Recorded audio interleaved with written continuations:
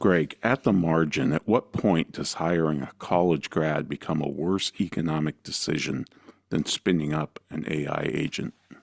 Yeah, that was an example in the report that talked about how entry level jobs, and we feel it today, and we've heard, at least if we don't feel it, we've heard people talk about how it's becoming more and more difficult for college graduates to find jobs. And in fact, today the numbers do show that the largest number of college graduates in quite a while are exiting college and unemployed. So we know that it's becoming increasingly difficult to find a job as a college graduate.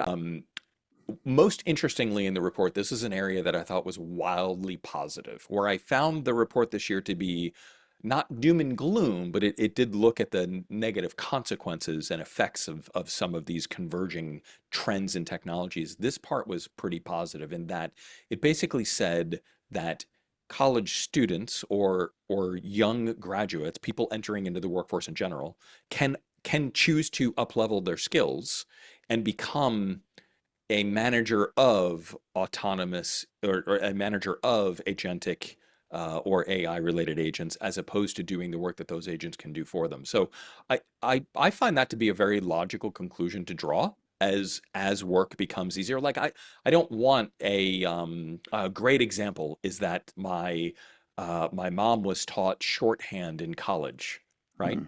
Do we need anybody that writes shorthand today? It's kind of a fascinating thing to look at, but we certainly don't need it, right? So those kinds of entry level skills over time become less and less important. And I think we're experiencing that today, but at an accelerated rate.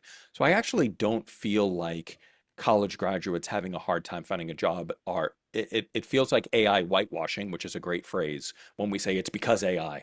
It's not necessarily because of AI. I would encourage people who are entering the workforce to think about what it's like to manage a set of skills that we now call AI agents, as opposed to trying to do the thing that those agents can do.